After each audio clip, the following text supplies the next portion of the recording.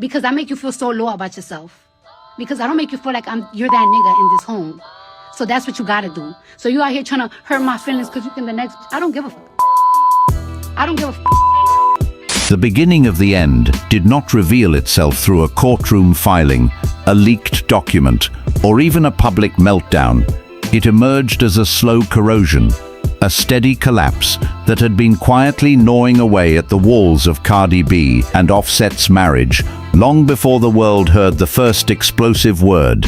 What the public saw in 2025, the venomous live streams, the spousal support filing, the death wish rage, was only the volcanic eruption of a pressure that had been building for years. Cardi B had been trying to hold together a life that was constantly splitting at the seams. The cheating rumors never really stopped. They only paused, regrouped, and returned in new shapes. Offset's apologies felt cyclical, moments of brief clarity swallowed by long stretches of chaos. Cardi, who built her empire on survival, instinctively tried to survive this too. She stayed, she tried, she forgave, she pretended, she hoped, until pretending became impossible. Behind the scenes, her world was shifting into something darker.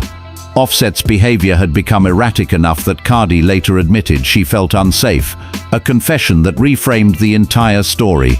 She wasn't just angry, she was scared. It ain't good enough that I be having you crashing out. Man happy today when I can call you today. Other than that, nigga, fuck you. I don't care. You don't move with integrity. You're not a street nigga. That's what you do. She wasn't just leaving, she was escaping.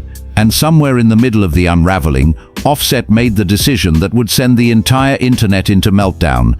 He filed for spousal support from Cardi B. The audacity struck fans like a slap. Cardi, the global superstar, the Grammy-winning powerhouse, the multi-millionaire brand builder, was being asked to financially support the man she claimed betrayed her, harassed her, and drained her. What made the situation even more volatile was the rumor circulating through blogs and legal insiders that Offset's financial situation was far worse than anyone imagined. That the man who once flaunted diamonds and Lamborghinis was allegedly drowning in tax liabilities approaching 7 figures. And suddenly, it all snapped. Cardi went live, and the world stopped to listen. For 30 minutes, and you want to go to my kid's school to ask them questions and shit like that, and that's the type of shit that bothers me. I will have CPS go to my kid's school, mind you, my kid. Oh yeah, bitch, you owe me money. We popping up in baby daddy's houses all summer, nigga. Why you haven't picked up my kid? Her voice wasn't calculated or composed. It was a firestorm, the line that dominated every headline. I want you to die fucking slow. Now I'm crashing out. Cause now I'm gonna crash out and I don't give a I want you to die, but I want you to die slow. Was not just rage, it was betrayal, exhaustion, humiliation, and liberation combusting all at once.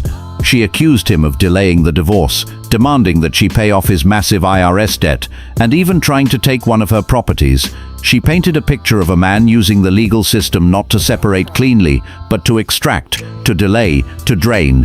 This first rupture, the moment fans realized this wasn't just a divorce but a war, became the opening chapter of a saga that would expose every fracture in their marriage, their finances, and their families.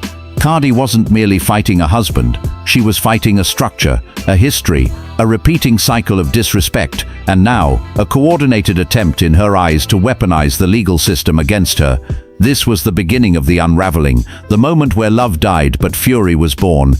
The legal documents were cold, emotionless, and clinical, but the implications behind them were volcanic.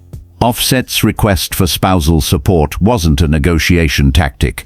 It was a declaration of war. His filing didn't simply ask for alimony. It triggered a chain reaction that forced Cardi to disclose the true financial architecture of their marriage, and it was far uglier than anyone imagined. Cardi revealed that she alone funded the entire household, every bill, every school cost, every driver, nanny, security officer, and lifestyle overhead, over $50,000 a month, entirely paid by her. Offset's team attempted to rewrite the script. They claimed Cardi was coming for everything, that she was barely ever with the kids, and that Offset was the one fighting for his right to fatherhood. But their narrative collided immediately with the facts Cardi had been strategically holding back. She wasn't seeking child support. In fact, she removed that request just to speed up the divorce. She didn't want his money, his assets, his cars, or anything tied to him. She wanted freedom. Clean, immediate, permanent freedom. Yet instead of letting her go, he pressed harder. According to Cardi, Offset refused to sign the final divorce papers unless she agreed to pay off his enormous IRS debts she did not create, and hand over one of her properties. This wasn't merely spousal support, it was leverage, a stall, a financial chokehold disguised as paperwork. Offset, in contrast, tried to present himself as a victim of public perception. "This internet is messing up my chances," he claimed, insisting he wasn't losing anything. He blamed the blogs, the narrative, the commentary. But behind the scenes, the legal filings told a different story, one where spousal support aligned suspiciously with impending tax deadlines and costly financial obligations. Cardi's mother had long warned her about the imbalance. The infidelity was one thing, the lack of financial contribution was another. But when Cardi's accusations extended to Offset's mother, claiming she and her son had robbed her, the story evolved from marital conflict into a generational battle over money and betrayal. Cardi felt played, Offset felt cornered, and their finances became the battlefield where neither side was willing to retreat. This wasn't divorce, it was financial warfare dressed in legal language, a war where love was no longer the currency, only money, power, and reputation remained. The collapse of a marriage rarely involves only two people. Behind every argument, every filing, every accusation, there are families, mothers, siblings, cousins, each carrying their own loyalties, grudges, histories, and secrets. And in the Cardi B and Offset divorce, the families did not merely stand on the sidelines. They were in the trenches, pulling at the seams of a union already shredded by betrayal. For years, Cardi's mother had quietly urged her daughter to leave. The cheating, the disrespect, the instability, she saw it all and feared for her daughter's future. She also saw what the world didn't: Cardi's exhaustion, her private tears, the way stress began carving itself into her health, her work, her spirit. Offset's mother, Latavia Woodward, played a very different role and an infinitely more controversial one. Cardi's explosive accusation during a live stream, "After you and your mama robbed me," cracked open a new dimension of the story.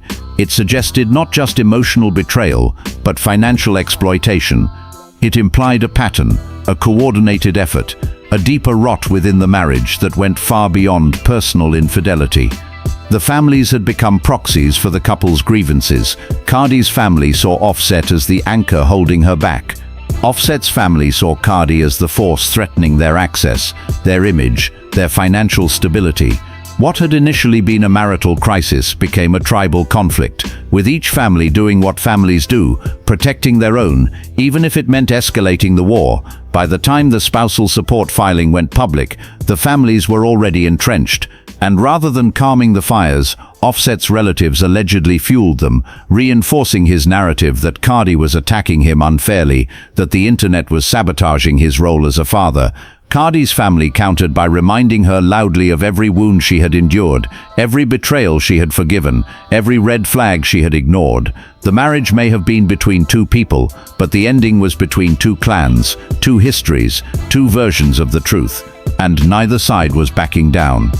If the financial filings cracked the story open, the custody battle blew it into chaos.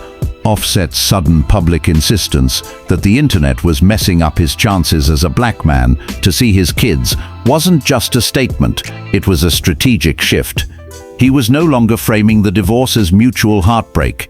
He was positioning himself as a victim of public bias, a father fighting for access, a man crushed by media distortion. But Cardi had already revealed the uncomfortable truth. She didn't request child support. She didn't restrict visitation. She didn't weaponize the kids. The only one adding volatility to the custody narrative was Offset himself. When Cardi disclosed the cost of maintaining their children's lifestyle, private school tuition, a full-time driver, multiple nannies, security, travel, healthcare, it became clear she had been carrying the financial burden alone. Offset contributed emotionally when present, but the fiscal reality was indisputable.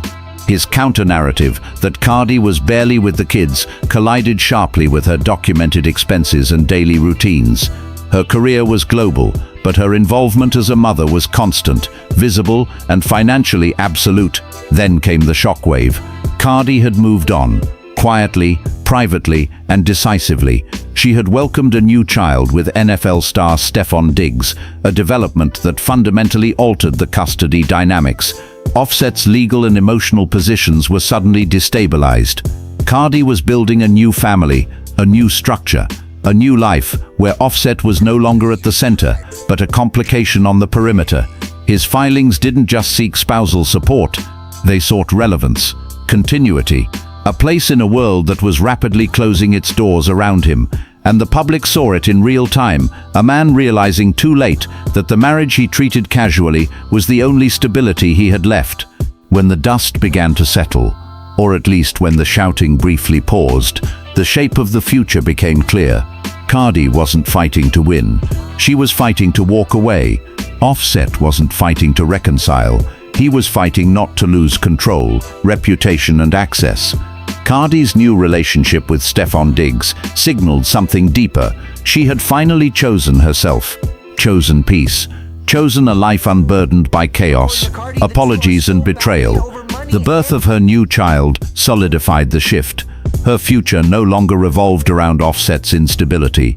It revolved around her own reconstruction. Offset's future, on the other hand, remained uncertain.